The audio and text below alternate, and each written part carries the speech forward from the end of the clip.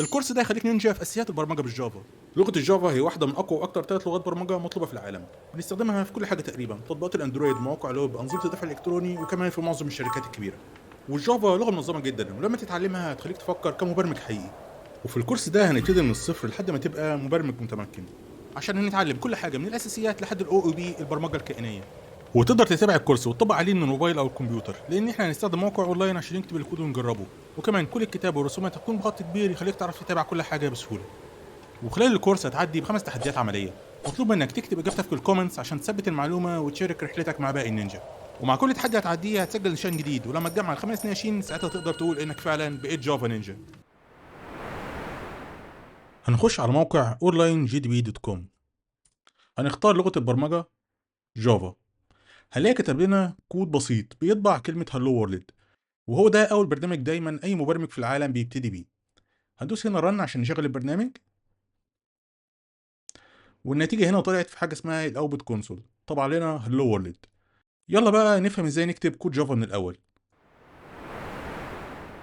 عشان نكتب اي كود جافا لازم نحطه جوه كلاس عشان الجافا تفهمه، والكلاس ده بيكون زي ملف شايل الكود. افهم الكلاس كده دلوقتي لحد ما نشرح الكلاسز اكتر قدام. هنكتب كلمه كلاس وبعدها اسم الكلاس، واللي هيكون اي اسم مناسب للبرنامج بتاعنا. هختار يكون اسمه مين، واول حرف بيكون دايما كابيتال لتر. وممكن تختار له اي اسم مناسب بس بيتبع قواعد التسميه في الجافا واللي هنفهمها اكتر قدام. بس اللي منها ان الكلاس بيكون دايما اول حرف منه كابيتال لتر. وفي الاول بنكتب كلمه بابليك، واللي بتخلي الكلاس ده متاح يتنده من اي جزء في الكود بتاعنا. بعد كده بنكتب اقواس نوعها كيرلي براكتس، ودي اللي هيكون جواها كل الكود اللي في الكلاس ده. فهيكون شكله النهائي public class main، وبنفتح كيرل براكت وبنقفله في اخر الكلاس. وجوه الكلاس بنكتب الكود اللي هيتنفذ في ميثود، والميثود ببساطه هي تجميع اكواد بديها اسم معين، ولما بنده الاسم ده الاكواد بتتنفذ. واول ميثود هنكتبها هي المين ميثود، وبتكون كل الحروف صغيره سمول ليترز في كلمه مين. والمين ميثود دي لازم تكون موجوده في اي برنامج جافا، وبتبقى نقطه البدايه اللي منها كل الاكواد بتشتغل. فنكتب مين بس في كلام معين هنكتبه قبلها وبعدها. قبلها هنكتب كلام public static void، وبعدها هنفتح أقواس عادية ونكتب فيها string args. وما تشغلش بالك دلوقتي بتفسير الكلمات دي، اكتبهم كده زي ما هم، وهنفهمهم قدام خطوة بخطوة لما نشرح جزء الميثودز أكتر. المهم دلوقتي نعرف نكتب أول برنامج ونشغله. بس بسرعة كده public بتخلينا نقدر ننده الميثود دي من أي حتة في الكود عندنا، زي ما حطينا public قبل كده قدام الكلاس. والمين ميثود لازم نكتب قبلها static، وهنفهم ليه قدام. وفويد دي بنكتبها عشان الميثود دي هتنفذ شغلها بس مش هترجع لنا اي نتيجه بعد تنفيذ الشغل ده. واخر حاجه string args دي بتكون معلومات بنبعتها للميثود عشان تستخدمها في شغلها. وزي ما قلت كل ده هنفهمه اكتر لما نفهم الميثودز قدام. لحد دلوقتي احنا نظمنا الكود لكن ما كتبناش امر حقيقي جافا تنفذه.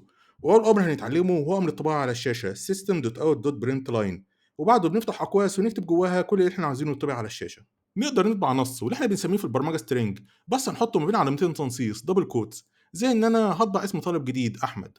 ونقدر نطبع ارقام وبنكتبها في الحاله دي من غير علامات تنصيص، زي ان انا اكتب سنه 24. ونقدر كمان نضم كلام مع كلام او ارقام مع كلام باستخدام علامه الزائد البلس. فعشان اطبع اسمه كامل هكتب احمد بلس علي، واللي كان ممكن عادي اكتبهم مع بعض في امر واحد. بس عاوز اوريك ازاي تستخدم علامه البلس مع النصوص. وممكن كمان اضم السن في نفس السطر باستخدام علامه البلس، وهنا هي بتحول اي ارقام لنص. ويا جماعه اللي اسمه احمد علي ما يزعلش مني، انا بحييه عشان بيتعلم معانا جافا. وكمان جوه امر الطباعه ممكن نعمل عمليات حسابيه ونطبع النتيجه بتاعتها، زي ان احنا نجمع 3 زائد 6.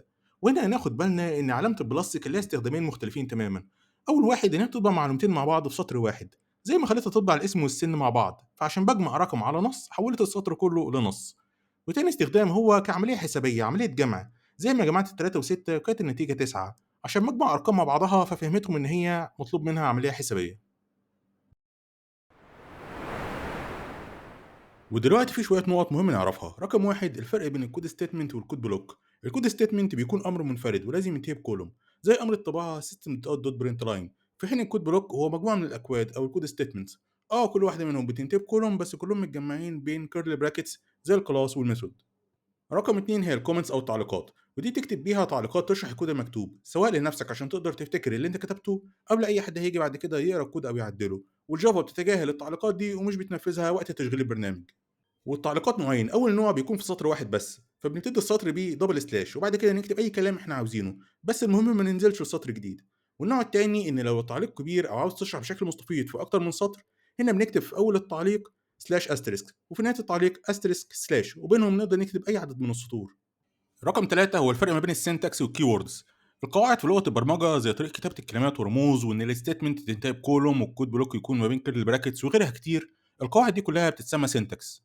وفي كلمات خاصة في اللغة نفسها اسمها كيوردز. الكلمات دي محجوزة ومعناها معروف عند اللغة، وما ينفعش نستخدمها كأسماء للكلاسز أو الميثود أو الفاريبلز زي ما هنشوف بعد كده، زي كلمة كلاس اللي استخدمناها عشان نعرف كلاس جديد. ومن القواعد المهمة جدا في الجافا سينتاكس إنها كيس سنسيتيف. يعني الجافا بتفرق ما بين الحروف الكبيرة الكابيتال ليترز والحروف الصغيرة سمول ليترز. يعني كلمة كلاس اللي كل حروفها سمول غير كلمة كلاس اللي كل حروفها كابيتال، غير كلمة كلاس اللي فيها ميكس حروف سمول على حروف كابيتال. وهنا انا حطيت الكود على موقع onlinegdb.com عشان نجربه. عندنا الكلاس اللي اسمه مين، وكمان المين ميثود، وخمس سطور الطباعة اللي احنا كتبناهم. وكتبت تو كومنتس، واحد قبل طباعة الاسم وواحد قبل طباعة السن. وهندوس رن عشان نشغل الكود. وفي الاوبت كونسول هنلاقيه طبع الخمس سطور وما طبعش التو كومنتس اللي احنا كتبناهم. لحد دلوقتي احنا عرفنا ازاي نطبع معلوماتنا على الشاشة، لكن البرنامج ما احتفظش بالمعلومات دي في الذاكرة، وبالتالي مش هينفع نستخدمها تاني جوه الكود. والحل اننا ندي البرنامج طريقة يسجل بها المعلومات ويحفظها وهو شغال. وده بيتم عن طريق المتغيرات الفاريبلز، وده بالظبط اللي هنتعلمه في الجزء الجاي من الكورس. فاتأكد انك تشترك في القناة واكتب لي رأيك ايه في الجزء ده.